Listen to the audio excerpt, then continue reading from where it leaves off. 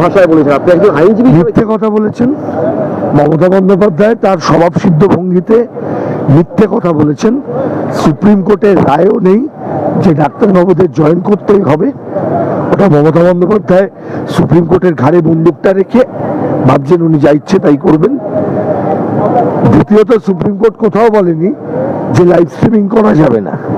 মুখ্যমন্ত্রী তৃণমূলের জোকারগুলোকে সকাল বিকেল ওখানে কপাল ভারতী করায়, জোকারগুলোকে খেদায়, আর জোকারগুলো মিনমিন করতে করতে ল্যাং ল্যাং করতে করতে চোটে। তৃণমূলের নেতা জোকারগুলোর কথা বলছি আমি, কোথাকার চেয়ারম্যান, কোথাকার এমএলএ, এই ওট বস, কাকে কপাল ভারতী করতে হবে, কার ভুঁড়ি বেশি আছে, এইসব জোকারি করবার জন্য ওনার জোকার সভা বসে প্রত্যেক মাসে, প্রশাসনিক বৈঠক। সেই বৈঠকগুলোর প্রতিটা বৈঠকই লাইভ স্ট্রিমিং দেখানো হয়। আজকে রাজীব কুমার বলছে ওগুলো নাকি কোনো ফর্মাল বৈঠক নয়। তাহলে ওগুলো ভাট, মমতার ভাট। তাহলে ভাটগুলো লোকে শুনবে কেন? মিথ্যেবাদী মমতা আবার মিথ্যে কথা বলতে নেমেছে। একদম ওর কথায় কান দেবেন না। লাইভ স্ট্রিমিং এর জন্য আইনটা খুব পরিষ্কার। এখানে বিচারটাই হচ্ছে লাইভ স্ট্রিমিং এর মধ্যে। এই এত কথা আসছেন, চিফ জাস্টিস কি বলছেন, কেন বলছেন, সব তো লাইভ স্ট্রিমিং এর জন্য হচ্ছে। তাহলে যেটা বিচারটাই লাইভ স্ট্রিমিং হচ্ছে, সেখানে আবার এই সাবজুডিসের গল্প আসছে কেন? বিনীত গোয়েলকে বাঁচাতে হবে বলে? রাজ্যে মন্ত্রিসভা নেই, আমলা সভার মুখ্যমন্ত্রী। আমলা সভার মুখ্যমন্ত্রীর নাম মমতা ব্যানার্জি, মন্ত্রিসভা নেই। ওনার এত অসুবিধাটা কেন হচ্ছে? বিনীত গোয়েলকে সরাতে হবে বলে? গ্যাং অফ 7 ওকে ঘিরে ধরেছে। দাঁড়ান, বিনীত গোয়েল কে? ওনার মন্ত্রিসভার মন্ত্রী, একজন সাবঅর্ডিনেট অফিসার। সেই বিনীত গোয়েলকে সরানোর ক্ষমতা মমতার নেই। She is being regularly blackmailed by this gang of 7। Vineet Goel, তারপর এই যে যেটা হয়েছে কি চিফ সেক্রেটারি, আর ওই তার সঙ্গে সঙ্গে ওই দুটো বাঙালি অফিসার আছে, সুপ্রতিম বাবু আর ইন্দিরা মুখোপাধ্যায়। ইন্দিরা মুখোপাধ্যায়ের কথা আমি বলছি না, উনি তো ওনার যথেষ্ট পরিমাণ সন্দেহ আছে বিষয়ে, উনি অনেকটা কিছু জানেন বলে সিবিআই উচিত ওনাকে জিজ্ঞাসাবাদ করা। কিন্তু জড়িয়ে যাচ্ছে যেগুলো, এই বিনীত গোয়েল, রাজীব কুমার, আর তার সাথে আমাদের ওই কি ব্যানার্জি, যার স্ত্রী ভিসি ছিলেন, হাইকোর্ট ঘাট ধরে সরালো।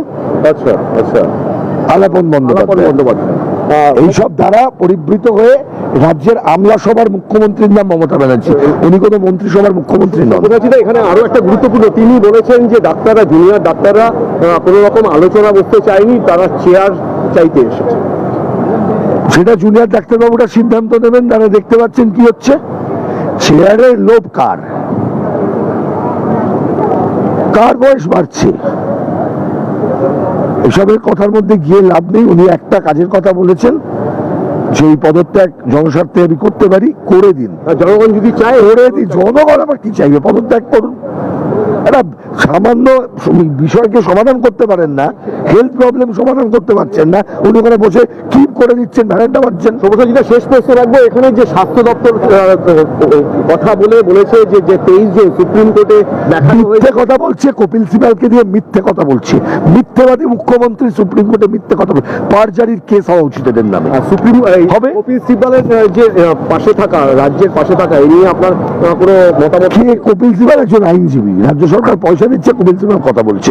কালকে যদি ডাক্তারবাবুরাও পয়সা দিয়ে ওনাকে যায়, উনি সেই কথাই বলবেন।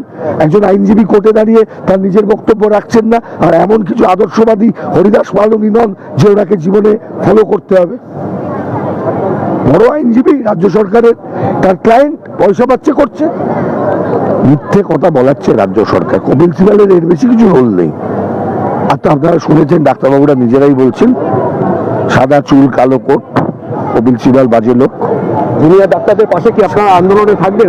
আমরা জুনিয়র ডাক্তারবাবু কেন, পশ্চিমবঙ্গের বুকে দাঁড়িয়ে যে মানুষ ন্যায়ের পক্ষে লড়াই করবেন, এটা মমতা ব্যানার্জি হলেও আমি তার পাশে থাকবো। কারণ মমতা ব্যানার্জিকেও আসতে হবে নিজের পদত্যাগ চেয়ে, রাস্তায় নামতেই হবে, সময় আসছে।